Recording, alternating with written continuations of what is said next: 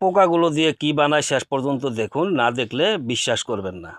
এই যে পোকাগুলো সর্বপ্রথম এটি খুব সুন্দর করে ধুইতেছে, ধুইয়া পরিষ্কার করলো, পরিষ্কার করার পর এটা দিয়ে দিয়েছে হিটের মধ্যে।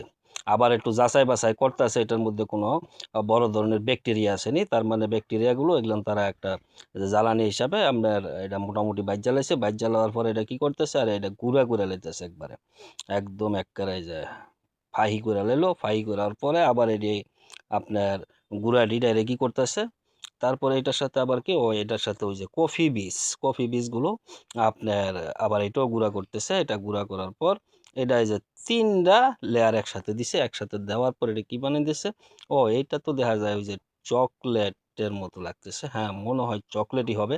হ্যাঁ, চকলেটই বানাইতেছে। দেখেন, এই যে আপনারা যে দামি দামি যে চকলেটটা খান সেটা কোথা থেকে তৈরি হয় এটা দেখে নেন একদম পারফেক্টভাবে।